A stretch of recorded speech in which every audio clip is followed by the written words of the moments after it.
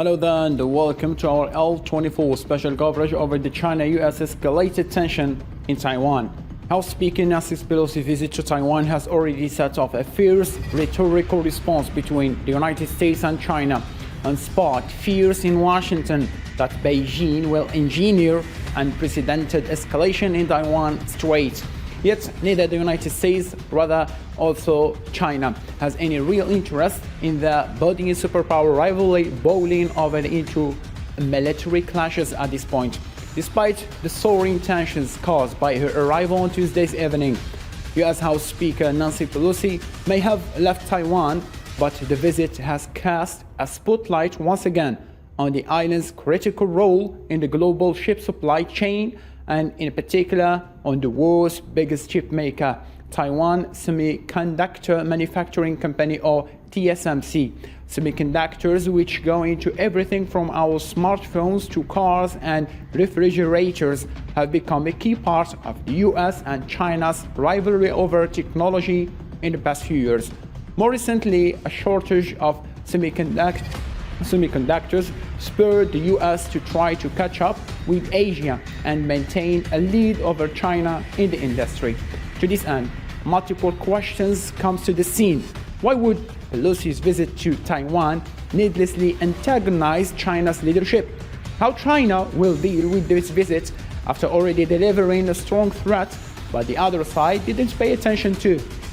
Is the Asian continent on the brink of another blood war between China and US allies in the region? Or this is just another step from China's competitor USA to secure its chips supplies in the market? To answer all these questions, I'm joined live by Ms. Liu Kun, CGTN radio anchor and former Washington correspondent from Beijing, China, and Mr. Firas Mudad, geopolitical and risk analyst from England, and Mr. Don McLean-Gill, geopolitical analyst from Indo-Pacific region from Philippines. Gentlemen, madam, thank you so much for accepting the invitation to our debate. The discussion begins right after this break.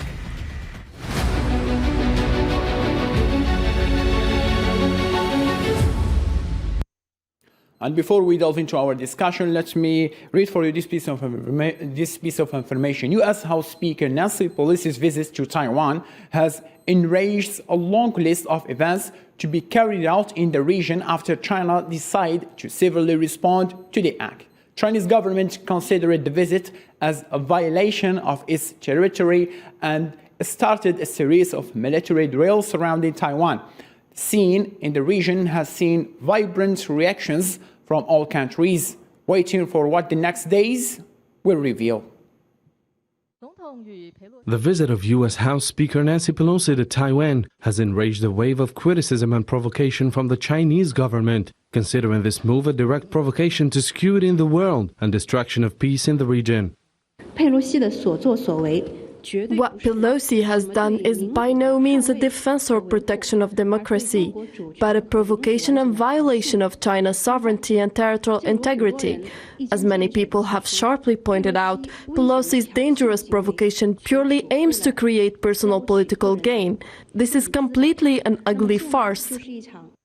Few hours after Pelosi landed in Taiwan, China stated that it's conducting military maneuvers. The People's Liberation Army announced that the maneuvers would take place in the waters and skies near Taiwan and include live-fire drills from August 4th to August 7th across multiple locations, as well as the firing of long-range ammunition in the Taiwan Strait. The Chinese military and the Chinese side can only communicate with the US and Taiwan independent separatist forces in a language that they can understand. Taiwanese defense officials decried the multiple military exercises announced by China, stating that such an act severely violates their country's territorial sovereignty. The Ministry of National Defense reiterates that China's use of military powers to meet differences and hegemonic attitude that destroys regional peace and stability are not helping its international image. South Korea's President Yoon Suk-yeol has been accused of trying to placate China by avoiding Nancy Pelosi. Yoon reportedly spoke to Pelosi on the phone, but will not meet her in person during the visit to Seoul on Thursday. Yoon also stated that U.S. House Speaker Nancy Pelosi's planned visit to the heavily fortified inter-Korean border reflects a strong deterrence against North Korea. Pelosi's delegation is scheduled to visit the Panmunjom-jae area. President Yoon said that this visit will become a sign of a strong deterrence from South Korea and the United States against North Korea. As nervous tensions grew over Nancy Pelosi's visit to Taiwan, Asian stocks rose in a choppy session on Thursday, a bit dissipated, and as investors took cues from robust U.S. data and earnings. Ms. Kuhn, since you are in China, we'll be starting with you. As a Chinese, how can you explain the threats and strong statements from China's officials over this visit?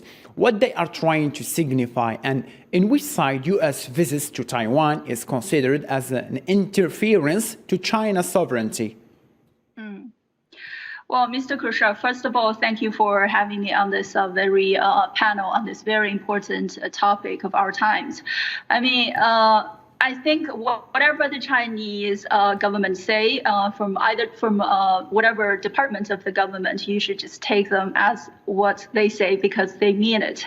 And then also, I think why China thinks Pelosi's visit is a clear violation of Chinese territory is because the United States and China agreed that in three joint communiques signed in 1972, 1978, then 1982, that we are going to establish diplomatic relations with each other on the premise, on the basic important principle that we agree there's only one China in the world and Taiwan is part of China. And also, the government in Beijing is sole representative of China in this world. So that's the background here.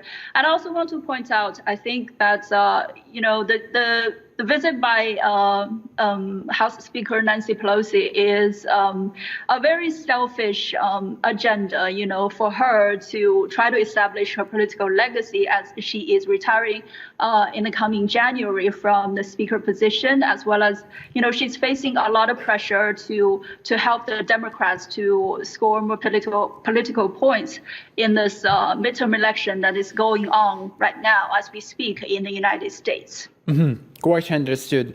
Derived from your words, Mr. Firas, Pelosi and U.S. insisted to make this visit to Taiwan, whatever happens, although China has repeatedly warned U.S. officials to avoid interference in Taiwan. So, what is your interpretation about this visit? It represents what to the U.S. policy in the region that is claimed to be the other side, that pragmatic, selfish policy?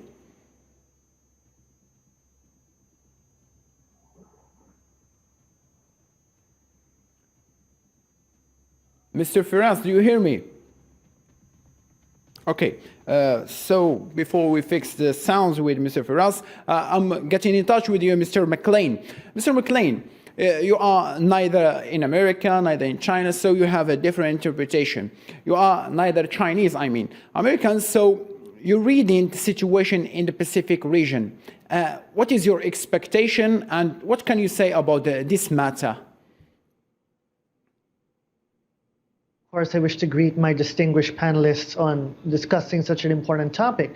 Now, if you look into Asia, if that is what you are particularly pertaining to, we have to understand that Asia is quite diverse and that states within the continent or within the region as a whole do not wish to be embroiled further in any sort of power competition. As we can see, there have been a number of structural security issues, including the one in Ukraine. However, as we can see from the responses of Asian states, they do not want to take in and to fall deeper within the premises of the power competition. And of course, they have to address their particular individual interests and of course their security interests as well. So as we can see, we do not expect countries in Asia to really try to be embroiled or fall deeper into what we see as a raging security dilemma. Rather, they will be taking pragmatic and objective actions that would complement their interests, of course, and also maintain the stability and peace of their neighborhood.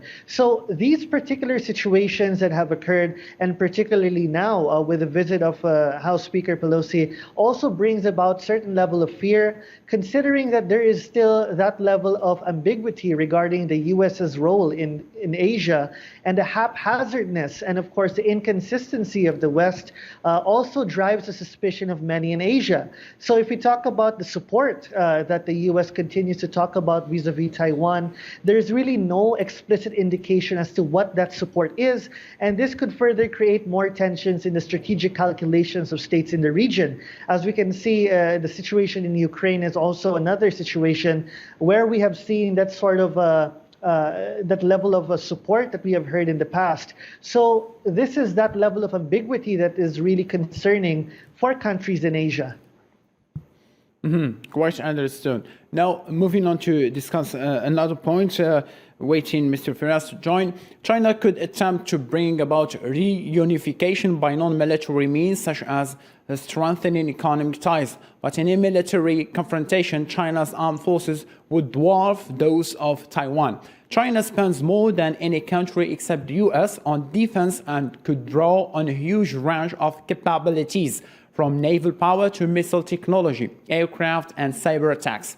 Much of China's military power is focused elsewhere, but in overall terms of active duty personnel, for example, there is a huge imbalance between the two sides. Mr. McLean, coming back to you, as a direct question, don't you think now we are living the same story as that one of Russia-Ukraine before Putin started this operation? I mean, China has warned several times United States to keep its democratic lies, as they claimed, away of the Taiwan island, but US insisted to keep going on, using the same policy of provoking the other side. So what US is trying to do? Why they are pushing China to the limits as they have done with Russia? That's a very important question that we need to address. And yes, it is true to also not underestimate the chances of conflict, despite I believe that the security and defense officers and personnel in China and the United States are rational enough not to create some sort of conflict that will bring everyone else into trouble. As we can see, there are no clear winners in any form of conflict or war. So as we can see, what many times we have been saying that even though it is impossible to really turn this into a reality, Russia's invasion of Ukraine in the context of military operations is also seen as a possibility in Asia. However, we have to look deeper into the why, just exactly what you've asked. Why are we stirring the pot? Why are these particular issues that may provoke stability in the region continuous? Well, this really talks about the provocation that you mentioned, stems from two pivotal components of international politics, particularly power and perception. It is inevitable, of course, that the U.S. will not want to see the rise of other potential great powers who do not share similar perceptions towards the established order, the U.S. established order. So material power maximization is not the only factor for this conflict and provocation, but rather the differences in perception towards the established order. And as we can see, China has sought to promote its global security initiative, really seeks to bank on Asia for Asians and really goes to challenge U.S. involvement in the region. So as we can see, the changes in power and perception is seen to be a pivotal factor to explain the reactions of both the United States and, of course, China's reaction towards this particular escalation and brewing competition. Quite important, very good point you have raised. Coming to you, Ms. Kuhn, what is the relationship that gathered China and Taiwan, and why China considered Taiwan part of its territory, though this latter, some countries consider it totally another country with its own government and its own rules? Well, Mr. Khosrow, we can talk for more than an hour, maybe days on this topic, but I don't want to bore you with the historical details. All I want to say is that China considers, the Taiwan question as a domestic issue that's derived from the civil war in the country in the 1940s, when the defeated Kuomintang party retreated to the island and started governing there. Although, I agree that the political system, the culture, and the society may be a little bit different from what we have in the Chinese mainland. It is essentially, the Taiwan question is an issue of China's own, and as I have said, I'm not going to repeat that. It is widely acknowledged in the world that there's only one China, and the sole representative is the government in Beijing. I noticed just right after Nancy Pelosi's visit to Taiwan, the Algerian ambassador to China told China media group that the one China principle is a principle that's acknowledged by the United Nations and acknowledged by different national governments in the world. I just want to add a little bit more to what Mr. Don McLean had said, especially about what he said, that Asians want, the Asian way to deal with the issue. I think that's something that's been promoted by various governments in the region. We noticed a few months ago at this year's Shangri-La Dialogue in Singapore, the Indonesian defense minister said, that they called for an Asian way to Asian security. I think that pretty much, says something from the bottom of the heart of people in Asia.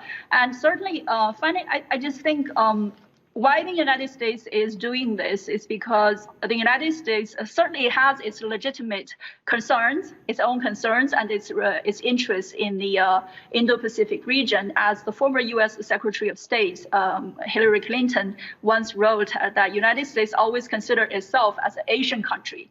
So United States has a lot of interest in the Asia-Pacific region, and Taiwan, unfortunately, and very sadly, I think Taiwan is just for the United States to maintain, to use it in its Indo-Pacific strategy, and to use it to maintain the global primacy of the United States. Mm-hmm.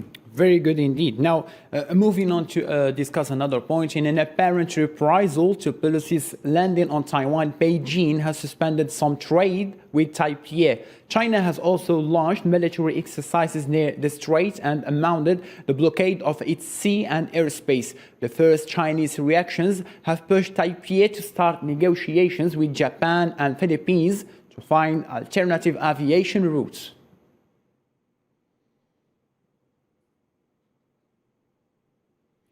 Staying with you, Ms. Kuhn, now China's first move toward this visit of Nancy Pelosi to the island is to launch a military drill over the Taiwanese border. So can we consider this reaction as a sign of an imminent indirect or direct war between US and China within this island? That is a very important question. I do not think so, and I certainly hope not. Because we are already in a war, right? We don't want another, in any part of the world. I think China has to respond because this is the core interest of the country, and China is launching military drills in the region. I don't think China is, as you mentioned in the very beginning of the show, neither the United States nor China has a real interest in a real war. So I don't think there's going to be a war over, there's not going to be an imminent war over the Taiwan question. Perfectly understood. Coming to you, Mr. McLean, why US, that depicted itself the country of freedom and democracy, always has stepped in the world's conflicts, either directly or indirectly? What is the aim and the main goal US agenda is seeking to achieve? And that is, in fact, a very interesting question. And we have to understand that many tend to label the established US-led order post-World War II to be that of liberal democracy. But we have to understand that this is not purely based on democratic or liberal values. And in fact, the balance of power principle and the role of realpolitik will continue to persist, and based on the interest of the great power, definitely. So while there may be instances where we can see the importance of liberal democratic values, but we have to understand that this is not the only component of U.S. interest. And in fact, as we can see also in the past, the level of assertive maneuvers throughout Asia by the United States is also inevitable. So we can see that the realpolitik nature of all this is consistent. Now, however, we are entering towards multipolarity with the rise of major powers such as China, India, and the resurgence of Russian power for that matter. So the realpolitik nature of the system will be more defined than it was during unipolarity or even bipolarity. So hence the material capabilities, or as the material capabilities of states with differing perceptions continue to grow, more intensified power competitions will be witnessed. And while these may not lead to war directly, as my distinguished co-panelist has mentioned, Ms. Kuhn, and also as you have rightfully mentioned, sir, we can definitely see that the strategic balance or the status quo will continue to be provoked, considering that the balance of overall material capabilities are now shifting towards the east from the west.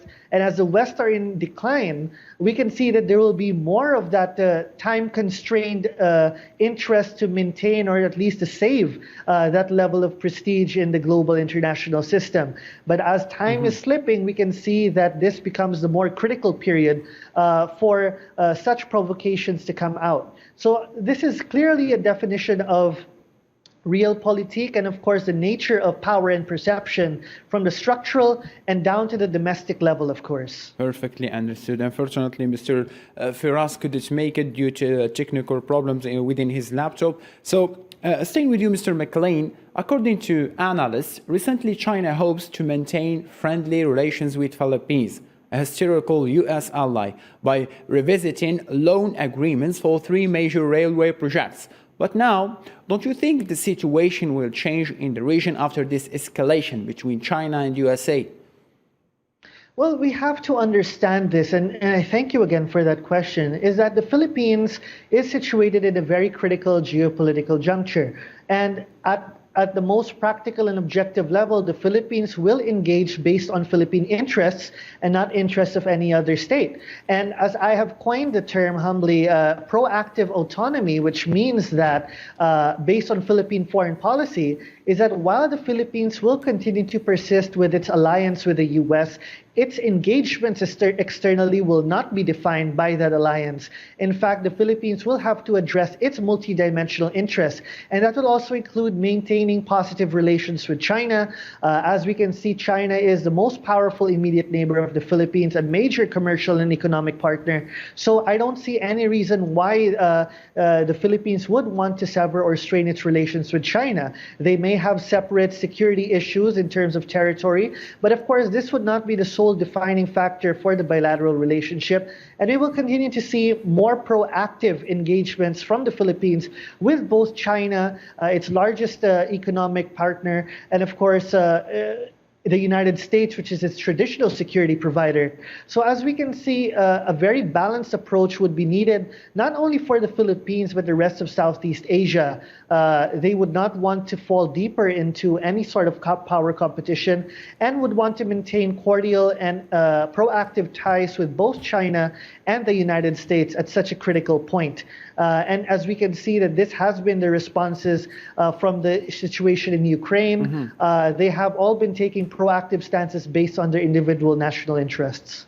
Thank you ever so much for this thorough analysis, Mr. McLean. Now, moving on to another point, more than 5,000 soldiers from the USA, Indonesia, Australia, Japan, and Singapore participated in this year's military exercise in the western Indonesian island of Sumatra and the Riau Islands. Since the drills beginning in 2009, the joint military exercises have been held at their biggest scale, despite the fact that the drills would be far larger than prior ones. Washington said that they were not directed at any one nation. with all of the technical and procedural aspects of this, it's just a really important expression of our teamwork and our interoperability and our unity, really, as a group of nations that seek to continue to have a free and open Indo-Pacific.